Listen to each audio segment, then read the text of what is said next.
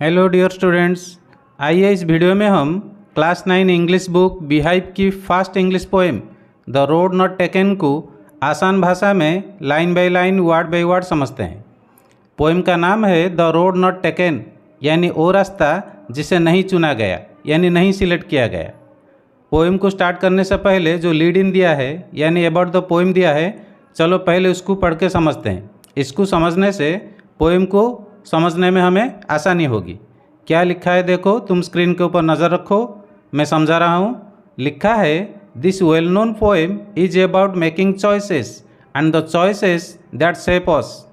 ये well known poem यानी जाना पहचाना पोएम मेकिंग चॉइसेस के बारे में है, यानी ज़िंदगी में कुछ चीज़ सिलेक्ट यानी चुनाव करने के बारे में है। And the choices that shape us, वो चॉइस वो चुनाव जो हमें शेप करता है, हमें संवारता है, हमें सजाता है, हमारे फ्यूचर को बनाता है। इसका मतलब ये हुआ कि हमारी ज़िंदगी में हमारे सामने कभी कभी दो ऑप्शन, दो चॉइसेस आते हैं, हमको एक को सिलेक्ट करना है और उस सिलेक्शन हमारा फ्यूचर को बनाता है। इसका मतलब फॉर एग्जांपल हम जब पढ़ाई करते हैं तो हमारे सामने दो किस्म की मीडियम आता है। एक है हमारा मदर टंग यानी मातृभाषा वाली मीडियम और एक है इंग्लिश मीडियम। वो कौन सी लें? फिर आगे चल के और एक दो ऑप्शन आता है, हम आर्ट्स लें या साइंस लें या फिर कॉमर्स लें। जिसको हम सिलेक्शन करेंगे उसी हिसाब से हमारा फ्यूचर बनेगा।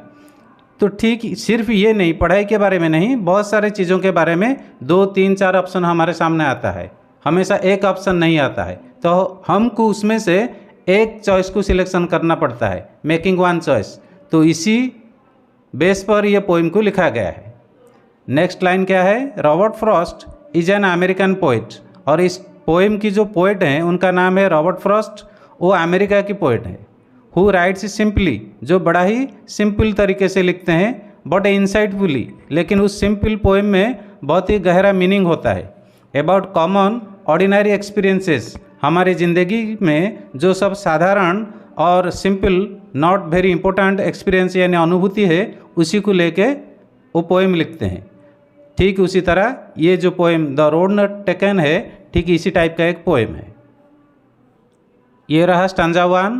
लिखा है to roads diverged in A yellow would, यानी पोइट बोल रहे हैं मैं जब जा रहा था एक जंगल में, और वो जंगल को यहाँ येलो वुड बोला गया है। येलो मतलब ये ऑटम सीजन है। ऑटम सीजन जब आता है यानी पतझड़ की सीजन, जिसको हम शरद ऋतु कहते हैं, उस सीजन में पत्ते सब दरख्त का येलो बन जाता है, यानी पतझड़ से पहले।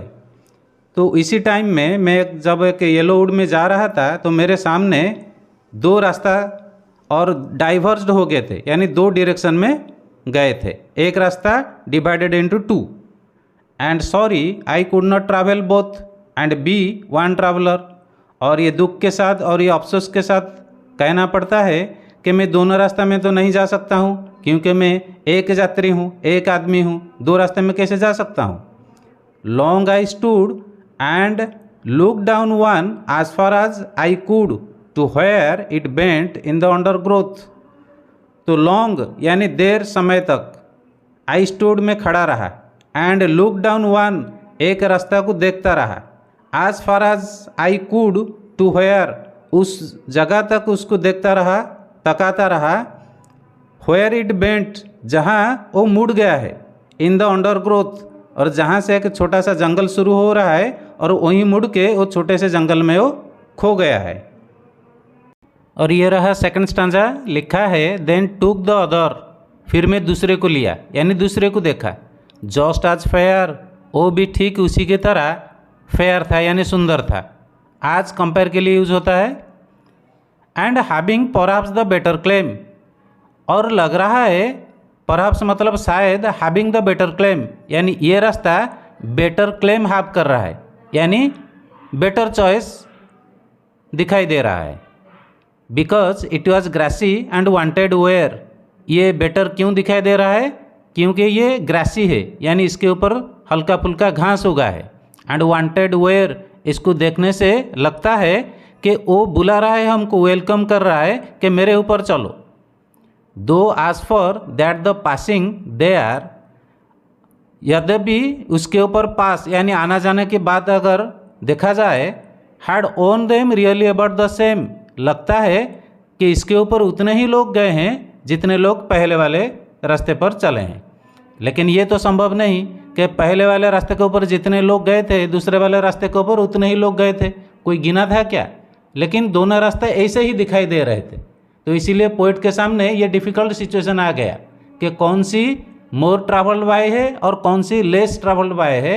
इसको जानने के लिए थोड़ा रिसर्च यानी तहकीकात की ज़रूरत है।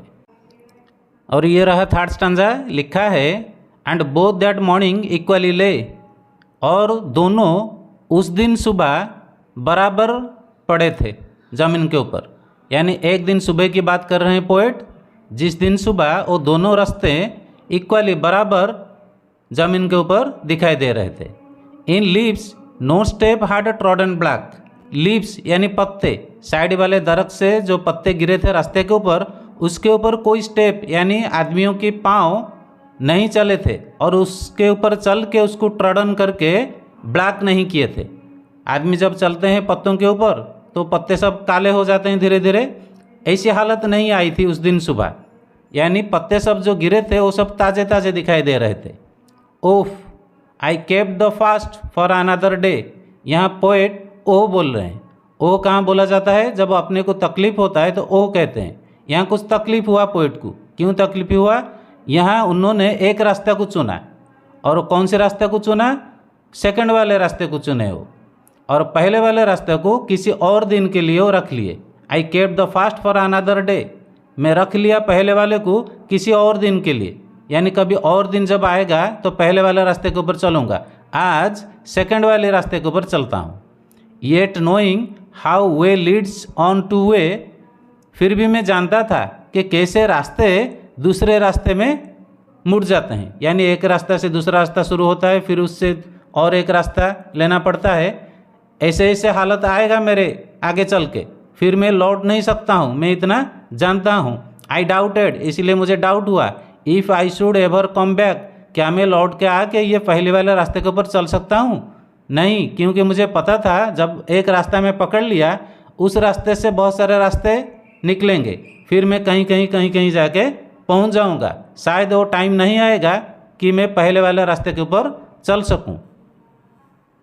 लास्ट स्टैंजा लिखा है I shall be telling this with a sigh, मैं कहूँगा, आई शैल बी टेलिंग मैं बोलता रहूँगा, दिस यही बात, विथ ए साय यानी एक साय छोड़ के, यानी सांस छोड़ के आराम से बोलूँगा। समवेयर एक जगह, यानी भविष्य में एक जगह। एजेस एंड एजेस हेंस, आज से बहुत एज यानी टाइम के बाद किसी जगह मैं बोलूँगा। क्या बोलूँगा? Two roads diverged in a wood, एक बार एक जंगल में मैं जब जा रहा था मेरे रास्ता दो रास्ता बन गया था, और दो रास्ता डाइवर्स्ड हो गए थे दो डायरेक्शन में। एंड आई फिर दो बार यहाँ आई बोल रहे हैं।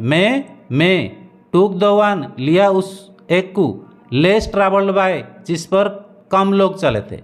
यानी यहाँ पोएट रिसर्च किए हैं, दिमाग लगाए हैं, कौन से रास्ते में कम लोग गए थे उसी रास्ते को चुने हैं। And that has made all the difference, और पोइट बोल रहे हैं मेरा यही सिलेक्शन सारे डिफरेंस लाया है मेरे जीवन में बदलाव आया है, जीवन में नई चीज़ हुआ है, इसीलिए कि मैं उसी रास्ते को चुना जिस रास्ते पर कम लोग गए थे। तो पोएम अब कंप्लीट हुआ। इसका मतलब क्या हुआ कि हम उस रास्ते को चुन लेते हैं जो हमारे लिए ईजी होता है, उससे लाइफ में कोई डिफरेंस, कोई बड़ी बदलाव नहीं आएगा। जब हम उसी रास्ते को चुनेंगे जिस रास्ते के ऊपर कम लोग चलते हैं तो वो हमारी ज़िंदगी में बदलाव ला सकता है। यही बात पोएट इस पोएम में प्रूव करना चाहते हैं। इस पोएम की पोएट कौन है देख लो, रॉबर्ट फ्रॉस्ट। रॉबर्ट फ्रॉस्ट को बोला जाता है पोएट ऑफ नेचर, यानी नेचर की कवि। उनके पोएम में देखोगे वो नेचर को कैसे रिलेट किए हैं, जोड़े हैं ह्यूमन लाइफ के साथ। तो यहाँ पर ह्यूमन लाइफ में मेकिंग चॉइस को जोड़ा गया है जंगल में दो रास्ते के साथ। अब आइए देखते हैं इस पोएम में क्या है पोएटिक डिवाइस। ये जो हेडिंग लिखा है द रोड नॉट टेकन, यहाँ रोड असल में रोड की बात नहीं हो रहा है, यहाँ हमारी ज़िंदगी हमारी लाइफ की बात हो रहा है। तो यहाँ रोड रिप्रेजेंटेशन है हमारी लाइफ की, तो इसको कहते हैं मेटाफर, यानी लाइफ को यहाँ रोड के हिसाब से बताया गया है, तो इसको कहते हैं मेटाफर। और ये रहा फास्ट स्टैंजा। इसमें क्या है पोएटिक डिवाइस, चलो देखते हैं। इसमें एक पोएटिक डिवाइस है आजोनांस। आजोनांस किसको कहते हैं सुनो पहले। जब मिनिमम 2 वर्ड में एक सेंटेंस की 2 वर्ड मिनिमम और 2 वर्ड की बीच में अगर हमको सेम यानी बराबर भावेल साउंड सुनाई दे रहा है तो इसको कहते हैं आजोनांस। भावेल साउंड समझते हो, जैसे अ, आ, उ, ई, ओ, ए, ये वाली साउंड अगर मिनिमम 2 वर्ड की बीच से मिल रहा है तो उसको कहते हैं आजोनांस। और फास्ट स्टैंजा की फास्ट लाइन में है आजोनांस। एक है वर्ड रोड, दूसरा क्या है देखो येलो। तो येलो जब कहते हैं तो उसके बीच में हमको ओ साउंड मिल रहा है। ठीक इसी तरह रोड के बीच में हमको ओ साउंड मिल रहा है, रोड ओ आ रहा है। ठीक इस तरह येलो के बीच में ओ आ रहा है, लेकिन वो ऊड नहीं होगा, वो ऊ साउंड दे रहा है। सिर्फ यही 2 वर्ड से हमको एक पोएटिक डिवाइस मिला, वो है आजोनांस। इसमें और कुछ पोएटिक डिवाइस नहीं है। तो चलो देखते हैं सेकंड स्टैंजा में क्या है। सेकंड स्टैंजा में जो पोएटिक डिवाइस यहाँ दिखाई दे रहा है वो है थर्ड लाइन में, और वो पोएटिक डिवाइस है आलिटरेशन। आलिटरेशन किसको कहते हैं समझ लो। जब मिनिमम 2 वर्ड की बिगिनिंग साउंड अगर कॉन्सोनेंट हो तो उसको कहते हैं आलिटरेशन। यहाँ 2 वर्ड है वांटेड, वेयर। तो ये दोनों वर्ड की बिगिनिंग साउंड हमको वो मिल रहा है। वो एक भावेल साउंड नहीं है, ये एक कॉन्सोनेंट साउंड है। तो इसलिए ये हो गया आलिटरेशन। और इसी में और एक पोएटिक डिवाइस भी छुपा है, वो है पर्सोनिफिकेशन। पर्सोनिफिकेशन किसको कहते हैं समझ लो। कोई नॉन लिविंग चीज़ को अगर हम लिविंग क्वालिटी दे तो इसको कहते हैं पर्सोनिफिकेशन। यहाँ लिखा है वांटेड वेयर, कौन चाहता था, इट यानी प्रोनाउन। ये इट कौन है, रास्ता है, रास्ता चाहता है। रास्ता कोई लिविंग बीइंग नहीं है जो चाहेगा। तो यहाँ रास्ता को लिविंग क्वालिटी दिया गया है। वांट करना यानी चाहना एक लिविंग क्वालिटी है। तो यहाँ हमको मिला पर्सोनिफिकेशन पोएटिक डिवाइस। इस स्टैंजा में और कोई पोएटिक डिवाइस नहीं है। तो चलो थर्ड स्टैंजा को चलते हैं। यहाँ फर्स्ट लाइन में जो लिखा है बोथ दैट मॉर्निंग इक्वली ले, यानी उस दिन सुबह वो दोनों बराबर पड़े हुए थे। असल में ये कोई रियल हैपनिंग नहीं था पोएट की जीवन में। इंसान को एडवाइस देने के लिए ये कि इमेजिनेशन किए हैं कि मैं एक बार जंगल में जा रहा था, 2 रास्ता मेरे सामने आ गया। तो ये कि इमेजिनेशन है, ये असल इंसिडेंट नहीं है। सिर्फ इंसान को एडवाइस देने के लिए एक नेचर की एग्जाम्पल लेके इसलिए पोएट इस इमेजिनेशन को यूज़ किए हैं। तो यहाँ पोएटिक डिवाइस मिल रहा है इमेजरी, जहाँ इमेजिनेशन मिल रहा है। इस स्टैंजा की थर्ड लाइन में एक पोएटिक डिवाइस है, वो है अलिटरेशन। अलिटरेशन में समझाया था मिनिमम 2 वर्ड की बिगिनिंग वर्ड अगर कॉन्सोनेंट वाली हो। यहाँ देखो 2 वर्ड है, एक है फास्ट, दूसरा है फॉर। ये दोनों वर्ड की बिगिनिंग साउंड फॉ है और फॉ एक कॉन्सोनेंट साउंड है, तो इसलिए ये हो गया अलिटरेशन। और इस स्टैंजा की फोर्थ लाइन में एक पोएटिक डिवाइस है, वो है रिपीटेशन। रिपीटेशन किसको कहते हैं समझ लो। अगर कोई वर्ड मिनिमम 2 बार, 3-4 बार हुआ तो अच्छी बात। एक सेम वर्ड, एक ही वर्ड अगर 2 बार मिनिमम रिपीट हुआ है एक लाइन में तो इसको कहते हैं रिपीटिशन। और इस लाइन में देखो एक वर्ड है वे, वो 2 बार रिपीट हुआ है, हाउ वे, टू वे, तो इसको कहते हैं रिपीटिशन। और यहाँ फोर्थ स्टैंजा में कोई पोएटिक डिवाइस नहीं मिल रहा है। तो यहाँ तक पोएटिक डिवाइस की डिस्कशन कंप्लीट हुआ। इस पोएम की क्वेश्चन आंसर किसी दूसरे वीडियो में हम डिस्कशन करेंगे। Okay, thank you.